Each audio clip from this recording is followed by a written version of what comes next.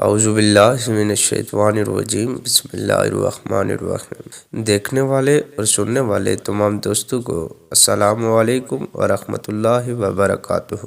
آپ پیر کامل ناول کی قسط نمبر 3 دیکھ رہے ہیں۔ مس سمنتھا رچرڈز نے دوسری رو میں کھڑکی کے ساتھ پہلی کرسی پر بیٹھے ہوئے اس لڑکے کو جو چوتھی بار گورا، وہ اس وقت بھی بڑی بے نیازی سے کھڑکی سے باہر دیکھنے میں مصروف تھا۔ وقتاً فوقتاً وہ باہر سے نظریں ہٹاتا، ایک نظر مس سمنتھا کو دیکھتا، اس کے بعد پھر اسی طرح باہر جھانکنے لگتا۔ اسلام آباد کے غیر ملکی اسکول میں وہ آج پہلے دن اس کلاس کی بیالوجی پڑھانے کے لیے آئی تھی۔ وہ ایک ڈپلومیٹ کی بیوی تھی اور کچھ دن پہلے ہی اسلام آباد اپنے شوہر کے ساتھ آئی تھی۔ ٹیچنگ ان کا پروفیشن تھا اور جس ملک میں ان کے شوہر کی پوسٹنگ ہوئی وہ وہاں کے سفارت خانے سے منسلک اسکولز میں پڑھاتی رہی۔ اپنے سے پہلے بیالوجی پڑھانے والی ٹیچرز مس میرین کے اسکیم آف ورک کو ہی جاری رکھتے ہوئے انہوں نے کلاس کے ساتھ کچھ ابتدائی تعارف اور گفتگو کے بعد دل اور نظام دوران خون کی ڈایاگرام رائٹنگ بورڈ پر بناتے ہوئے سمجھانا شروع کیا۔ ڈایاگرام کی وضاحت کرتے ہوئے انہوں نے اس لڑکے کو کھڑکی سے باہر جھانکتے ہوئے دیکھا۔ پرانی تکنیک کا استعمال کرتے ہوئے اپنی نظریں اس لڑکے پر مرکوز رکھتے ہوئے انہوں نے اچانک بولنا بند کر دیا۔ کلاس میں یکدم خاموشی چھا گئی۔ اس لڑکے نے سر گھما کر اندر دیکھا۔ مس سمنتھا سے اس کی نظریں ملی۔ انہوں نے مسکرا کر ایک بار پھر اپنا لیکچر شروع کر دیا۔ کچھ دیر تک انہوں نے اسی طرح بولتے ہوئے اپنی نظریں لڑکے پر رکھی جو اب اپنے سامنے پڑی نوٹ بک پر کچھ لکھنے میں مصروف تھا۔ اس کے بعد مس سمنتھا نے اپنی توجہ کلاس میں موجودہ دوسرے اسٹوڈنٹس پر مرکوز کر لی۔ ان کا خیال تھا کہ وہ خاصا شرمندہ ہو چکا ہے، اس لیے اب دوبارہ باہر نہیں دیکھے گا، لیکن صرف 2 منٹ بعد ہی انہوں نے اسے ایک بار پھر کھڑکی سے باہر متوجہ دیکھا۔ وہ ایک بار پھر بولتے بولتے خاموش ہو گئی۔ بلا خوف اس لڑکے نے گردن موڑ کر پھر ان کی طرف دیکھا۔ اس بار مس سمنتھا مسکرائی نہیں بلکہ قدر سنجیدگی سے اسے دیکھتے ہوئے ایک بار پھر لیکچر دینا شروع کر دیا۔ چند لمحے گزرنے کے بعد انہوں نے رائٹنگ بورڈ پر کچھ لکھنے کے بعد اس لڑکے کی طرف دیکھا تو وہ ایک بار پھر کھڑکی سے باہر کچھ دیکھنے میں مصروف تھا۔ اس بار ان کے چہرے پر کچھ ناراضگی نمودار ہوئی اور وہ کچھ جھنجھلاتے ہوئے خاموش ہو گئی، اور ان کی خاموش ہوتے ہی لڑکے نے کھڑکی سے نظریں ہٹا کر ان کی طرف دیکھا۔ اس بار لڑکے کے ماتھے پر بھی کچھ شکنیں تھیں۔ ایک نظر مس سمنتھا کو ناگواری سے دیکھ کر وہ پھر کھڑکی سے باہر دیکھنے لگا۔ اس کا انداز اس قدر توہین آمیز تھا مس رچرڈز کا چہرہ سرخ ہو گیا۔ سالار تم کیا دیکھ رہی ہو؟ انہوں نے سختی سے پوچھا۔ یک لفظی جواب آیا۔ وہ اب چپتی نظروں سے انہیں دیکھ رہا تھا۔ ناتھنگ۔ تمہیں پتا ہے میں کیا پڑھا رہی ہوں؟ اس نے اتنے روڈ انداز میں کہا کہ سمنتھا نے یکدم ہاتھ میں پکڑا ہوا مارکر کیپ سے بند کر کے ٹیبل پر پھینک دیا۔ یہ بات ہے تو پھر یہاں آؤ اور یہ ڈایاگرام بنا کر اس کو لیبل کرو۔ انہوں نے اسپنج کے ساتھ رائٹنگ بورڈ کو صاف کرتے ہوئے کہا۔ یہ کے بعد دیگر لڑکے کے چہرے پر کئی رنگ آئے۔ انہوں نے کلاس میں بیٹھے ہوئے اسٹوڈنٹس کو آپس میں نظروں کا تبادلہ کرتے دیکھا۔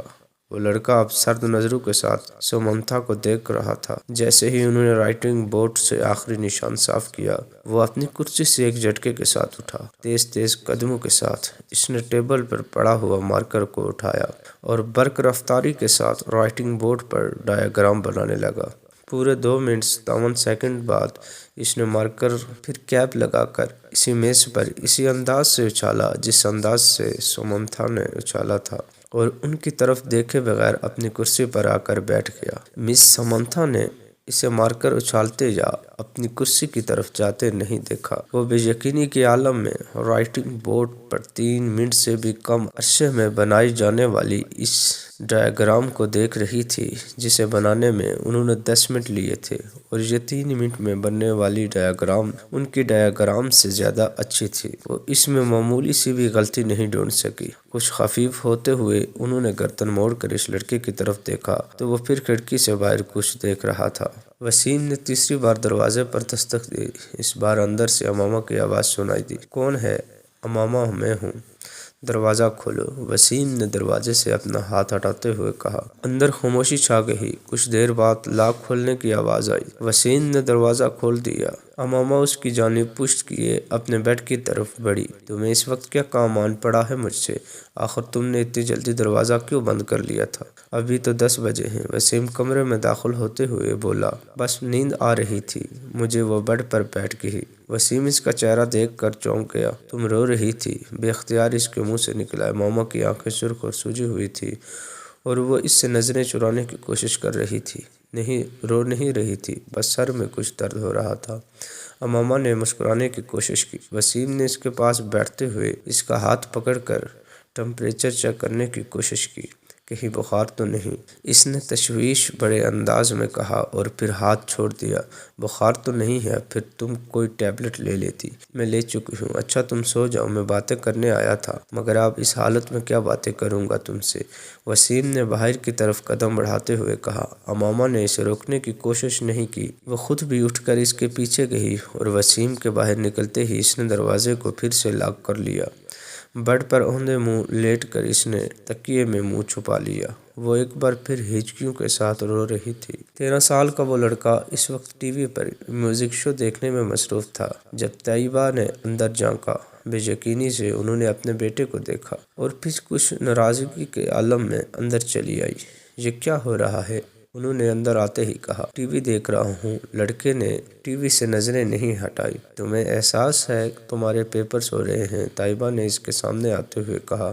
So what? لڑکے نے اس بار کچھ خفگی سے کہا۔ So what? تمہیں اس وقت اپنے کمرے میں کتابوں کے درمیان ہونا چاہیے، نہ کہ یہاں اس بےہودہ شو کے سامنے، طیبہ نے ڈانٹا۔ مجھے جتنا پڑھنا تھا میں پڑھ چکا ہوں، آپ سامنے سے ہٹ جائیں۔ اس کے لہجے میں ناگواری آ گئی۔ پھر بھی اٹھو اور اندر جا کر پڑھو، طیبہ نے اس طرح کھڑے کھڑے اس سے کہا۔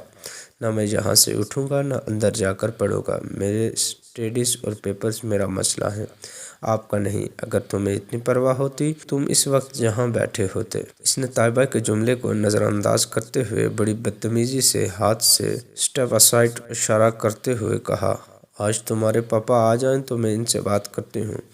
طیبہ نے اسے دھمکانے کی کوشش کی۔ ابھی بات کر لیں، کیا ہوگا؟ پاپا کیا کر لیں گے؟ جب میں آپ کو بتا چکا ہوں کہ مجھے جتنی تیاری کرنی تھی میں نے کر لی ہے، تو پھر آپ کو کیا مسئلہ ہے؟ یہ تمہارے سالانہ امتحان ہیں، تمہیں اس بات کا احساس ہونا چاہیے، طیبہ نے اپنے لہجے کو نرم کرتے ہوئے کہا۔ میں کوئی 2-4 سال کا بچہ نہیں ہوں، میرے آگے پیچھے پھرنا پڑے آپ۔ میں اپنے معاملات میں آپ سے زیادہ سمجھدار ہوں، اس لیے یہ 3rd کلاس قسم کے جملے مجھ سے نہ بولا کریں۔ ایگزام ہو رہے ہیں، اسٹڈیز پر دھیان دو۔ اس وقت تمہیں اپنے کمرے میں ہونا چاہیے، میں تمہارے فادر سے بات کروں گی۔ واٹ ربش!